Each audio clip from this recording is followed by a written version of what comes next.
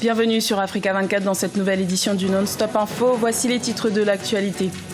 Le nouveau président de la République démocratique du Congo, Félix Tshisekedi, est pleinement entré dans ses fonctions. Les premières nominations ont débuté avec celle de Vital Kamerhe au poste de directeur de cabinet présidentiel. La Côte d'Ivoire entame la première phase du démantèlement tarifaire avec l'Union européenne, des dispositions qui s'inscrivent dans le cadre de l'accord de libre-échange appelé accord de partenariat économique, ratifié en 2016. Et le Kenya s'engage vers l'interdiction de l'importation des voitures d'occasion. De nouvelles mesures restrictives s'appliqueront dès 2021 afin de limiter l'importation des véhicules de seconde main et stimuler le secteur automobile local.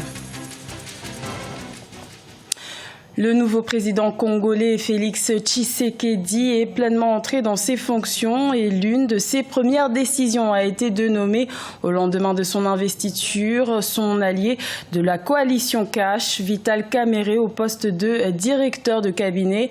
L'occasion de revenir sur le parcours de celui qui fut président de l'Assemblée nationale congolaise de 2006 à 2009. Reportage de notre correspondant Jacques Mboka. Vital Kamerhe a été nommé ce vendredi 25 janvier 2019 directeur de cabinet du nouveau président de la République. C'est donc un allié au candidat numéro 20 qui va désormais gérer le cabinet du vainqueur de la présidentielle du 30 décembre. Un poste clé et incontournable pour la réalisation du projet de société présenté par les camps du changement. Avec l'amour qui nous caractérise, en tenant compte de tous les équilibres, nous allons tous travailler. Parce que notre souci, c'est que le président Félix Tshisekedi réussisse. Ancien président de l'Assemblée nationale, c'est un chevronné économiste maîtrisant les enjeux du développement, mais aussi les territoires congolais, qui est désigné comme premier collaborateur du chef de l'État. Né le 4 mars 1959 à Bukavu, Kamerhe est à ce jour l'un des plus grands politiciens de la RDC. D'aucuns ne doutent pas qu'il est le plus populaire à l'est du pays. Les résultats des législatives nationales n'en disent pas le contraire. Il est le meilleur élu de ces scrutins. Nous n'allons pas arrêter de travailler ensemble, nous allons travailler ensemble. Et nous, ça sera la collégialité. Et toutes les personnes ici devant nous qui nous ont accompagnés dans cette lutte qui est loin d'aboutir. Poussé par sa base, comme le cas avec Félix Tshisekedi, il se retire de l'accord de Genève pour créer le camp du changement. Alors que son nom était compté parmi les favoris de la présidentielle, Vital Kamerhe se retire de la course pour soutenir Félix Tshisekedi et sera nommé directeur de campagne. Avec un budget autour de $700 000 seulement, Kamerhe élabore un plan de campagne pour le candidat du Cash qui aboutira à la victoire de Félix Tshisekedi le 30 décembre 2018. En Côte d'Ivoire, à un an de l'élection présidentielle, le groupement politique RHDP, créé en 2005, est devenu un parti unifié. Le Rassemblement des Oufouettistes pour la démocratie et la paix a tenu son premier congrès les 25 et 26 janvier sous la tutelle du chef de l'État, Alassane Ouattara.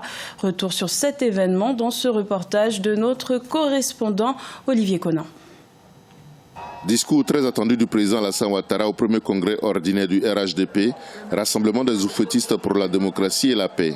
Le chef de l'État a saisi l'occasion pour réaffirmer la nécessité de l'union de tous ceux qui se réclament à Doufo-Boigny, le premier président de la Côte d'Ivoire.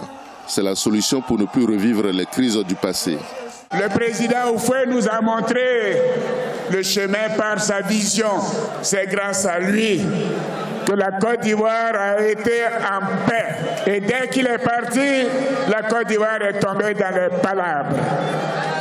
Des palabres qui ont conduit à des boycotts d'élections, ensuite à des coups d'État, ensuite à des rébellions et ainsi de suite à une crise post-électorale. Aujourd'hui, cette période est finie. Le président Alassane Ouattara a rendu hommage à ses compagnons et au parti qui compose le RHDP.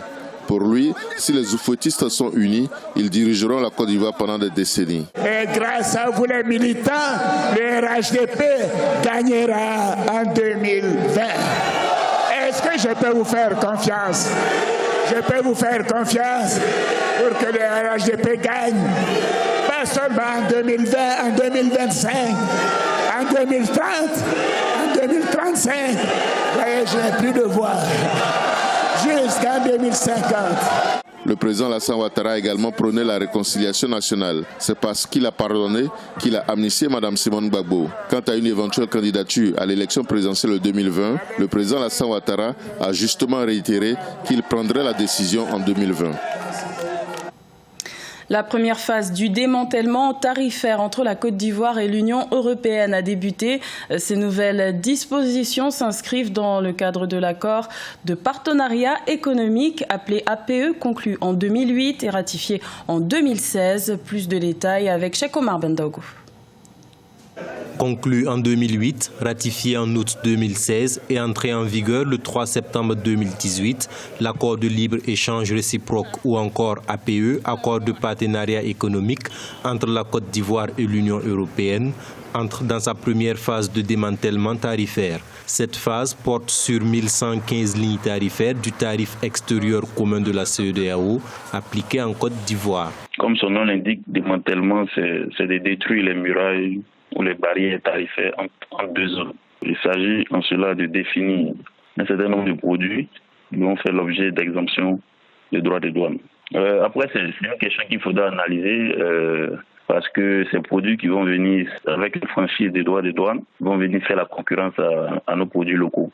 Ça va faciliter aussi également nos exportations vers ces pays. Depuis le 1er janvier 2019, les produits couverts par les 1115 lignes tarifaires, identifiés et reconnus originaires de l'Union européenne, sont importés en Côte d'Ivoire en exemption de droits de douane, et ce, avec une importante contrepartie.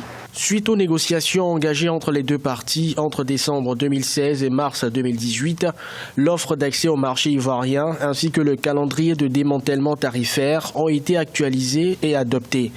L'accord garantit à nos exportations, notamment le cacao, la banane en franchise et les conserves de thon, un accès au marché de l'Union européenne en franchise de droits de douane.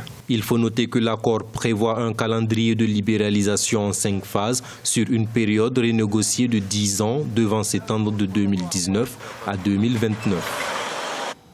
Le continent africain devra créer plus de 10 millions de nouveaux emplois par an pour contenir le chômage, selon la Banque africaine de développement.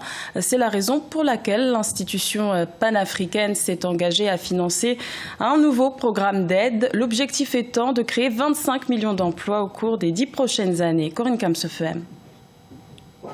25 millions d'emplois seront créés en Afrique au cours des 10 prochaines années. C'est ce que promet Akinwumi Adesina, le président de la Banque africaine de développement, qui s'engage à soutenir et financer les pays africains en vue de la mise sur pied de programmes de création d'emplois. Selon l'institution bancaire panafricaine, l'Afrique doit pouvoir créer 12 millions d'emplois par an pour satisfaire la demande sans cesse croissante sur le marché de l'emploi. Une des choses les plus importantes, c'est de savoir utiliser le marché africain déjà comme étant le levier de développement de l'économie africaine, mais également des emplois. Deuxième chose, il faut investir dans l'être humain parce que pour être en mesure de saisir des opportunités d'emploi de qualité, il faut former les gens. Ça veut dire qu'en réalité, un des secteurs où nous devons investir beaucoup d'argent, c'est l'enseignement, mais également la santé. Il est important que l'Afrique se rende compte que son capital humain n'est pas en bonne santé et donc pas compétitif, mais également il n'est pas suffisamment instruit, prêt pour les défis du monde. S'agissant des niches d'emploi, les experts misent sur le secteur des services soutenu par une connectivité à Internet qui s'améliore. Les infrastructures, l'industrie, tout comme l'agriculture, vont également fournir des milliers d'emplois. Les chaînes de valeur de l'agroalimentaire restent, à mon avis, le premier palier dans lequel nous pourrons être en mesure de pouvoir travailler. Selon les projections de la Banque africaine de développement, la population africaine en âge de travailler devrait passer de 705 millions de personnes en 2018 à près d'1 milliard d'ici 2030. Les exigences seront également plus importantes en faveur des emplois de qualité. Le Kenya appliquera de nouvelles mesures restrictives sur l'importation des véhicules d'occasion dès 2021. Grâce à ces nouvelles dispositions, le gouvernement kényan espère faire chuter l'importation des véhicules de seconde main qui représentent actuellement près de 85% des achats de voitures sur le marché et stimuler le secteur automobile local. Aïssa Toubari. Le Kenya va bientôt appliquer des mesures restrictives sur l'importation des voitures d'occasion qui représentent 99% des véhicules importés. La nouvelle stratégie veut encourager les véhicules plus récents ayant 3 ans tout au plus. Selon la Banque mondiale, le parc automobile kényan augmente de 12% chaque année. Alors, si il existe, en dehors de cette mesure de limitation d'importation des véhicules d'occasion, d'autres mesures d'encadrement qui sont prises par le gouvernement kenyan, notamment pour améliorer le pouvoir d'achat de la population. S'il existe aussi à côté de ça une capacité productive de l'industrie kenyane pour l'approvisionnement du marché local en véhicules neufs, tant mieux aussi. Grâce à cette mesure, les autorités kenyanes espèrent réduire et remplacer progressivement mais systématiquement les véhicules et pièces détachées d'occasion par des produits made in Kenya, ce qui devrait surtout stimuler le secteur automobile local. Dans la mesure où l'industrie de transport dépend généralement des véhicules d'occasion qui sont importés à meilleur marché, ça va affecter inévitablement le système de transport. Ça peut affecter sensiblement l'économie nationale et naturellement des coûts de transaction beaucoup plus élevés et qui vont affecter la compétitivité de l'économie et donc entraîner un recul sensible. La nouvelle stratégie devrait également contribuer à réduire la pollution atmosphérique. Selon un rapport des Nations Unies, 14 300 Kenyans meurent chaque année en raison de la pollution de l'air. Notons que la mesure entrera en vigueur d'ici à 2021, selon l'exécutif kenyan. Ce journal a été réalisé par l'ensemble de la rédaction. Merci de votre fidélité. Restez sur Africa 24. L'information continue.